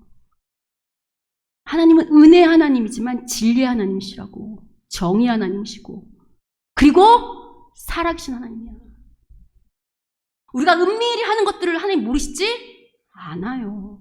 다만 즉각적으로 아간처럼 죽이시지 않는 건 기다리시는 거야. 우리한테 말씀으로 계속 찌르시잖아. 그렇게 하면 안 돼. 그렇게 살면 안 돼. 찔러주잖아, 매주. 저도 이 말씀 준비하면서 정말 많이 찔렸거든요. 이 여호수아 준비하면서 많이 찔리더라고. 아, 정말 많이 찔리더라고. 근데 잘 안 돼. 그래서 기도하는 거랬잖아. 하나님, 왜 이렇게 안 되는지 모르겠습니다. 그래서 몇 시간씩 기도는 그런 기도라고. 그래서 여러분은 우리가 지금 여호수아를 한번 살펴보는데 오늘 마지막은 이 말씀으로 마무리 지려고 합니다. 먼저 고린도후서 10장 4절 우리 같이 한번 읽어보겠습니다. 읽겠습니다. 시작. 우리의 싸우는 무기는 육신에 속한 것이 아니요 오직 어떤 견고한 진도 무너뜨리는 하나님의 능력이라. 그 다음 읽어보겠습니다. 에베소서 6장 12절. 우리의 씨름은 혈과 육을 상대하는 것이 아니요 통치자들과 권세들과 이 어둠의 세상 주관자들과 하늘에 있는 악의 영들을 상대함이라. 우리의 싸움은 보이는 사람이나 보이는 환경과의 싸움이 아니라는 거예요. 그 사람을 배후에 조종하는 악한 영들. 그리고 이 싸움에서 승리하는 비결은 누구의 능력, 누구 앞에서? 하나님 앞에서. 내가 직접 싸우는 게 아니라는 거야. 여호수아가 지금 그걸 말하잖아. 너희가 직접 싸우는 거 아니야. 하나님 앞에서 하나님 말씀 앞에 나를 돌아보고 하나님 요구에 나를 맞추는 게 그게 우리의 승리의 비결이라고 계속 말해주고 있고 바울도 우리한테 가르쳐주고 있어요.